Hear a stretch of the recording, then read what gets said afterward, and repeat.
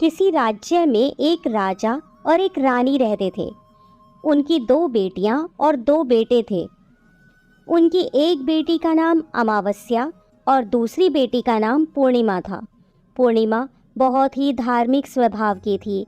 वह हमेशा पूजा पाठ किया करती थी और गाय की सेवा किया करती थी। घर का सारा काम भी करती थी। लेकिन अमावस्या का पूजा पाठ में कोई मन नहीं लगता था।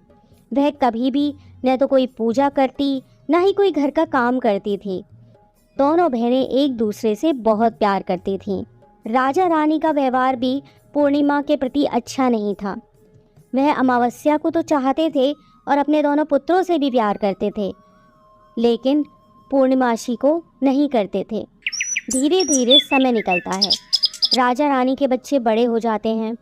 राजा अपने दोनों बेटों का विवाह कर देते हैं। अब बेटियां भी बड़ी हो रही थीं। फिर सभी लोग राजा से कहते हैं कि इनका भी विवाह कर दीजिए। राजा ने कहा, हाँ, विवाह तो करना है। फिर रानी ने राजा से कहा, पूर्णिमा का विवाह किसी बड़े घर में मत करना, क्योंकि इसे तो काम करना पसंद है, गाय की सेवा करना पसंद है, भजन कीर्तन और कहानियों में इसका मन लगता है, पूजा पाठ करना भी इसे अच्छा लगता है। अगर यह किसी बड़े घराने में चली गई तो वहाँ यह सब नहीं कर पाएगी, इसलिए इसकी शादी किसी गरीब घर में ही कर देंगे। राजा ने कहा, ठीक है। और राजा पूर्णिमा के लिए रिश्ता तलाशने लगा और अंत में एक गरीब और बहुत ही साधारण घर में राजा ने पूर्णिमा का विवाह तय कर दिया। तब रानी ने कहा, महाराज, अमावस्या भी तो शादी के योग्य हो गई है, इसके लिए भी वर देखिए। दोनों बहनों का विवाह एक साथ ही कर देंगे। राजा ने उसी गांव के राजा के बेटे के साथ अमावस्या का विवाह तय कर दिया। राजा ने रानी को बताया तो वह बहुत खुश हुई और मन ही मन सोचने लगी, अब देखते हैं कि ये पूर्णिमा गरीब के घर में कैसे रहती है, बहुत पूजा पाठ वाली बनती है, इसके भगवान इसकी क्या मदद करते हैं। फिर समय आने पर राजा ने अपनी दोनों बेटियों का विवाह कर दिया। अमावस्या को बहुत धन दौलत दी, लेकिन पूर्णिमा को कुछ भी नहीं दिया। पूर्णिमा के भाई भाभी उससे बहुत प्यार करते थे, क्योंकि वह अपनी भाभियों का काम में हाथ बटाती थी। लेकिन अमावस्या उन पर रौब जमाती, उनसे अपने काम कराती, इसलिए अमावस्या के प्रति भाभियों का ज़्यादा स्नेह नहीं था। फिर अमावस्या और पूर्णिमा दोनों अपने अपने ससुराल चली गईं। एक बार की बात है, अमावस्या ने अपने घर में शिव चर्चा रखी। सबको बुलाया गया, लेकिन उसने अपनी बहन पूर्णिमा को नहीं बुलाया। पूर्णिमा अपने दरवाजे पर बैठी थी तो गांव की औरतों ने कहा, तुम्हारी बहन ने अपने घर शिव चर्चा रखी है, तुम नहीं जाओगी क्या? पूर्णिमा ने कहा, नहीं बहन, मैं नहीं जा रही, क्योंकि मेरी बहन ने मुझे बुलाया नहीं है, तो मैं कैसे चली जाऊं?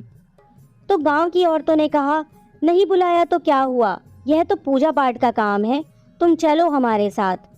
गांव की औरतों की बात मानकर पूर्णिमा शिव चर्चा में चली गई। जब अमावस्या ने पूर्णिमा को देखा तो वह गुस्से से बोली, जब मैंने तुम्हें बुलाया ही नहीं था तो तुम मेरे घर कैसे आ गई? अब आ ही गई हो तो चुपचाप एक जगह बैठी रहना, इधर उधर मत घूमना। उसने पूर्णिमा की गरीबी का भी बहुत मजाक उड़ाया। पूर्णिमा की आंखों में आंसू बहने लगे। वह भगवान शिव से प्रार्थना करने लगी कि हे भगवान, मुझ पर आप कब कृपा करोगे? आखिर मेरा कसूर ही क्या है? क्या पूजा पाठ करना, गाय माता की सेवा करना और काम करना गलत है? भगवान, अब तो मुझ पर रहम करो। इस तरह वह भगवान से विनती करने लगी। शिव चर्चा पूरी हो गई और अमावस्या ने सबको प्रसाद दिया, लेकिन पूर्णिमा को प्रसाद नहीं दिया। वह वहाँ से बिना प्रसाद के वापस आ गई। वह रास्ते में सोचती है कि घर पर बच्चे प्रसाद मांगेंगे तो मैं उन्हें क्या कहूँगी। फिर उसके मन में एक विचार आया कि क्यों ना अपने भाई भाभी से ही मिलकर आ जाऊं। वह अपने पति और बच्चों को बताकर अपने मायके जाने के लिए निकल गई। चलते चलते उसे एक तुलसी का पेड़ मिला। वहाँ एक चबूतरा बना था जिस पर एक बूढ़ी माई बैठी थी। उस बूढ़ी माई ने पूर्णिमा से कहा, बेटी तुम कौन हो और कहाँ जा रही हो? तब पूर्णिमा ने बूढ़ी माँ को अपना परिचय दिया और फिर बूढ़ी माँ ने कहा, बेटी देखो, मेरा तुलसी का पौधा सूखा जा रहा है, इसमें थोड़ा जल डाल दो और चबूतरे की भी धुलाई कर दो तो थोड़ी ठंडक मिलेगी। पूर्णिमा ने बहुत अच्छे तरीके से चबूतरे को धोया, तुलसी में जल दिया और तुलसी की पूजा की। उसने बूढ़ी माँ को भी स्नान कराया और उनके चरण दबाए। फिर पूर्णिमा ने कहा, माँ जी और कोई काम हो तो बता दीजिए, अगर नहीं है तो क्या मैं जाऊं? तो बूढ़ी माँ ने कहा, नहीं बेटी, और कोई काम नहीं है, अब तुम जाओ, और उसे खूब आशीर्वाद दिया। लेकिन तुम अपने मायके से लौटते समय मुझसे मिलकर जाना। उसने कहा, ठीक है माँ, और वह आगे चल पड़ी। चलते चलते रास्ते में उसे एक शिव मंदिर मिला। वहाँ भी एक चबूतरा था, उस पर एक बूढ़े बाबा बैठे हुए थे। वे और कोई नहीं, स्वयं शिव भगवान थे। लेकिन पूर्णिमा उन्हें पहचान नहीं पाई। बूढ़े बाबा ने कहा, तुम कौन हो बेटी? तो पूर्णिमा बोली, क्या बात है बाबा? बाबा ने कहा, बेटी क्या तुम इस मंदिर की सफाई कर दोगी? बहुत गंदा हो गया है, और चबूतरा भी धो देना। मेरे नहाने के लिए 2 बाल्टी पानी भर दो तो तुम्हारा बहुत एहसान होगा।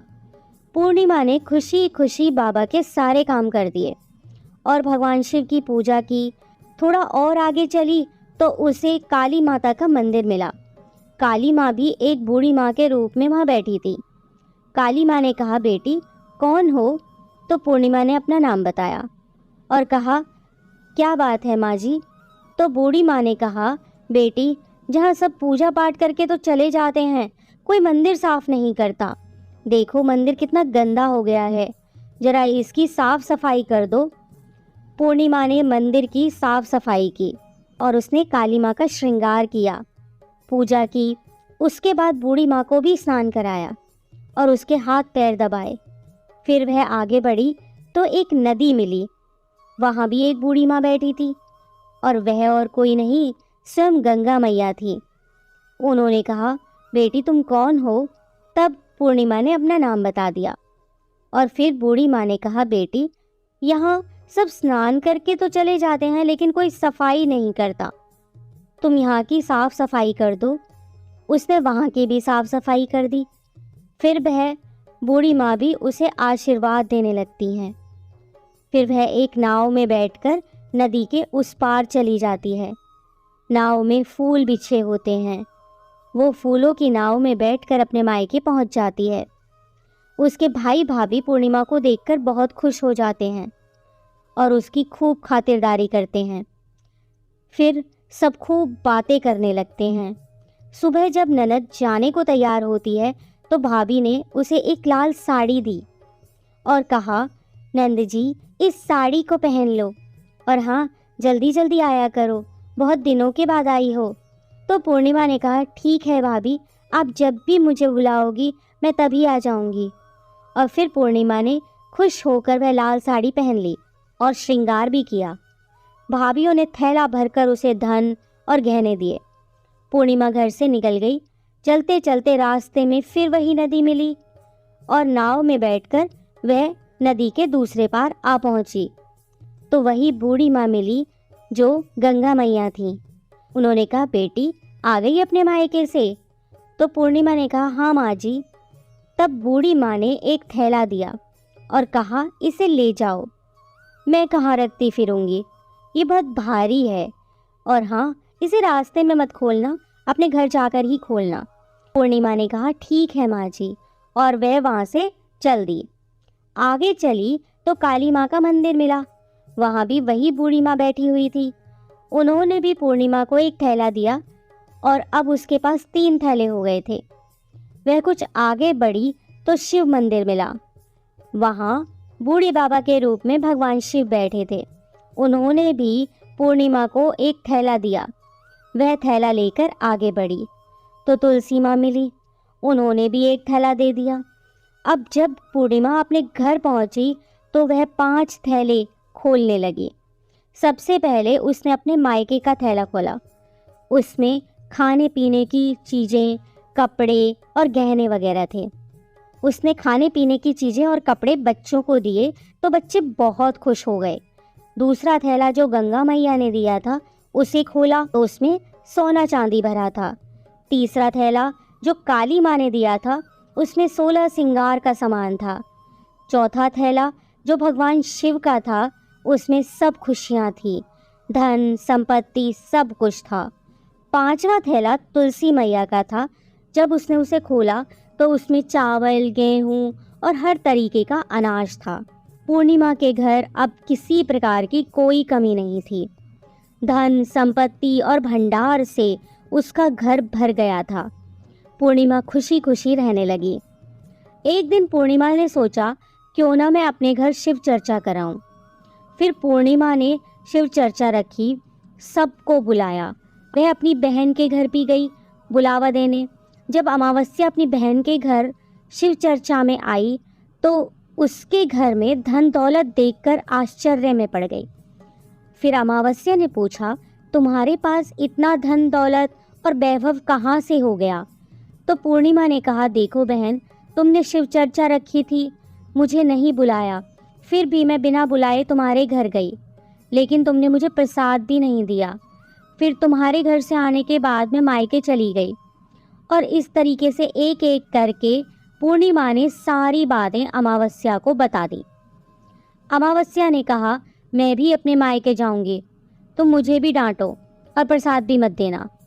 लेकिन पूर्णिमा ने कहा, भगवान का प्रसाद है, मैं तो सबको दूंगी। लेकिन अमावस्या ने प्रसाद नहीं लिया और अपने घर जाकर बच्चों से कहकर अपने मायके के लिए चली गई। चलते चलते तुलसी माँ मिली। उन्होंने कहा, बेटी यह एक चबूतरा धो दो, तुलसी में पानी डाल दो। तो अमावस्या ने कहा, ए बुढ़िया, मैंने इतनी महंगी साड़ी पहन रखी है, जी गंदी हो जाएगी, मैं कुछ नहीं करूँगी। आगे चलकर भगवान शिव जी मिले तो उसने उनसे भी ऐसे ही कह दिया। उससे आगे काली माँ मिली तो उनसे भी यही कह दिया। और फिर गंगा मैया मिली और उनसे भी उसने ऐसा ही किया और उनका कोई काम नहीं किया। जब वह नाव में बैठी थी, नाव में कांटे थे, ये कांटे उसके पैरों में चुभ गए। फिर वह अपने मायके पहुंची। जब उसे भाभीियों ने देखा तो मुंह बना लिया, जे कहाँ से आ गई? अरे पूर्णिमा के पास तो कुछ नहीं था, इसलिए उसे सब कुछ दिया, लेकिन यह यहाँ क्यों आई है? चलो कोई बात नहीं, अब आ ही गई है तो क्या कर सकते हैं। उन्होंने अमावस्या से कहा, आओ जीजी बैठो। अमावस्या खाना खाकर सो गई। सुबह हुई तो अमावस्या ने कहा, भाभी अब हम चलते हैं। तो भाभी ने कहा, ठीक है। तब अमावस्या ने कहा, भाभी पूर्णिमा को तो आपने थैला भरकर सामान दिया था, मुझे कुछ नहीं? तो भाभी ने कहा, जाओ तुम्हारे घर थैला पहुंचा देंगे।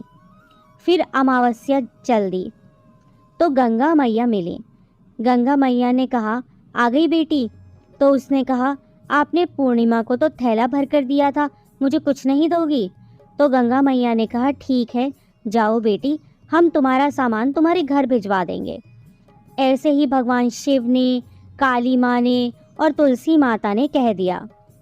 जब वे घर पहुंची तो उसके आंगन में 5 थैले रखे थे। जब अमावस्या सारे थैले खोलती है तो किसी में मिट्टी, किसी में ईंट पत्थर, किसी में सांप बिच्छू थे।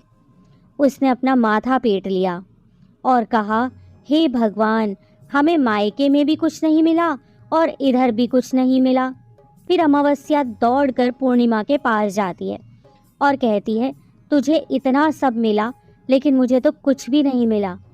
तो पूर्णिमा ने कहा, जब मैं मायके जाती हूँ तो भाभीियों की मदद करती हूँ, तुमने तो भाभीियों की मदद कभी नहीं की, तो भाभी तुमको क्या देती? गंगा मैया को भी तुमने ठुकरा दिया, शिवजी, काली माँ और तुलसी माँ, सबको ही तुमने ठुकरा दिया, इसलिए भगवान ने तुम्हें कुछ नहीं दिया। अमावस्या कहती है, बहन मुझे माफ़ कर दो, मैंने सदा तुम पर अत्याचार किए हैं, लेकिन इसमें मेरा कोई कसूर नहीं था। तुम मुझे भी विधि बतलाओ जिससे मैं भी भगवान की भक्ति करके सब कुछ पालूंगी। तो पूर्णिमा ने कहा, बहन देखो, 3 ही बातें हैं ज्ञान की। पहली, सब पर दया करना, दूसरी चर्चा करना और तीसरी है 108 बार ओम नमः शिवाय का जाप करना। बहन, भगवान ने जो 3 सूत्र दिए हैं वह प्रसाद के रूप में स्वीकार कर लो और हृदय में बसा लो। मैंने सच्चे मन से भगवान का पूजा पाठ किया, सबकी मदद की, सबका काम किया, इसलिए मुझे सब कुछ मिला। और तुम्हारे पास जो भी था वह भी खत्म हो गया। अमावस्या अपने घर गई और खूब पूजा पाठ करने लगी और भगवान शिव से उसने मन ही मन माफ़ी मांगी।